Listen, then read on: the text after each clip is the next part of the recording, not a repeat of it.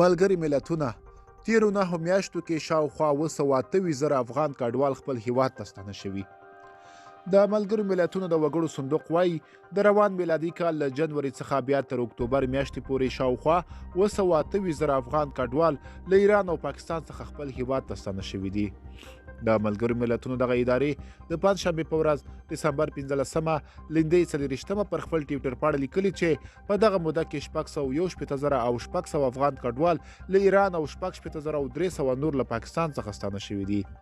د ملګرو ملتونو د وګړو صندوق ویلي چې د سرحدي بندرونو په کمپونو کې له بشر دوستانه فعالیتونو څخه ملاتړ کوي ترڅو افغانستان ته له بیرته ګرځېدونکو کورنیو ته د سلامتیا، روانۍ او ټولنیزو ملاتړ په برخه کې خدمات ترسره شي.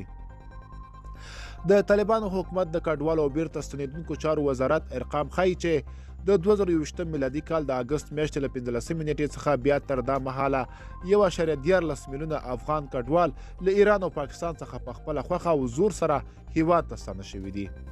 دا په داسې حال کې ده چې په تیرو 2 ورځو کې څه باندې 4,000 او 400 افغان کډوال په خپله خوښه او زور سره له ایران څخه افغانستان ته ستانه شوي دي. د کډوالو په چارو کې د ملګرو ملتونو د عالي کمشنرۍ د معلوماتو په اساس پر افغانستان د طالبانو تر حاکمیت مخکې 3.4 میلیونه افغان کډوال په ایران کې ژوند کوي چې له ډلې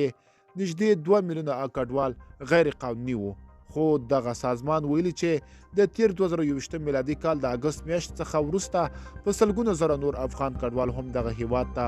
ورغلي دي.